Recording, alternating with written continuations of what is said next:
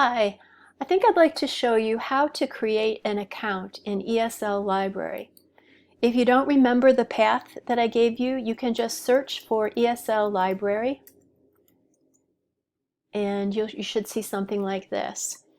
As a student, you want to log into the student area, so you can either click on Students, which will take you here, or you can go directly to the path, esllibrary.com/students. So when you get to this page, you'll see a login. And if this is new, if you have not logged in before, what you want to do is go to the sign up area over here. So you click on sign up. So it's going to ask you for some information. I'll say Pat, and I'll give it a short version of my name, and next. And I can keep this name, Pat Brez, or I can choose a different username. So I'm going to call it Demo Student, just so you can keep it clear. All right, so it doesn't like capitals, Demo Student. So the thing is, if you create your own login name, you're going to have to remember it. So make sure you write it down. Click on Next, and now you have to create a password. So I'm going to create a password. I don't like that one. Hold on, let's put this Okay, so I created a password. Again, you have to write down your username and your password. Do you want to add an email address? No, I'm not going to do that for here. And do you agree to the terms of service? Are you over 13? Yes, I am. Next. Almost done. We need to choose a picture. Let's see. I think I like, who do I like? Maybe I'll go with the bear. I like the bear. Okay. Next.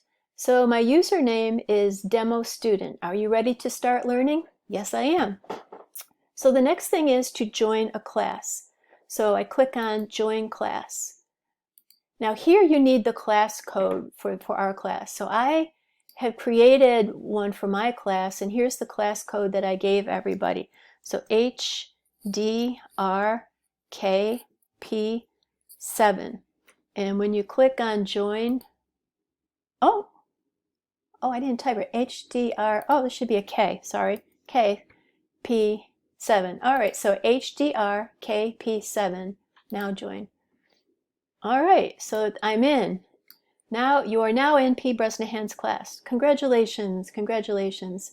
So you can click on assignments or go right to the dashboard. So let's go right to the dashboard to see what it looks like. So it says, hi Pat, glad you're here.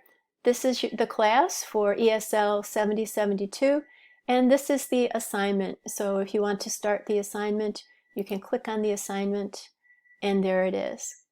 All right, so I'm going to pause here for a minute, and then I'm going to show you how then, when you log out, so let's say you're done with the assignment or you just want to log out, and then you want to come back to class, what do you do? So let me pause just for 1 second, and then I will return.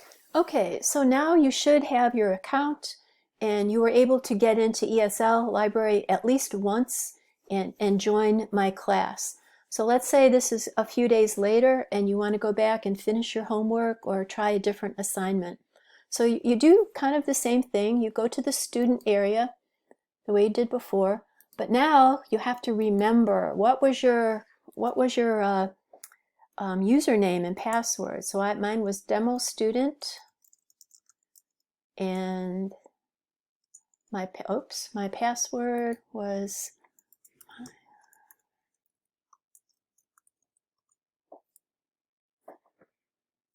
and I put in my password. These are all my password managers, and I'm back. So you're back into class. So everything's pretty good, pretty good. All right, so here you can go back into your assignment, and you can finish what you did before, or you can start some other work. So it's pretty easy, pretty easy. So that's about it. So if you have any questions, let's see, that's about it. There's really nothing much else to show you for this. So if you have any questions, let me know, and we'll talk about it more in class.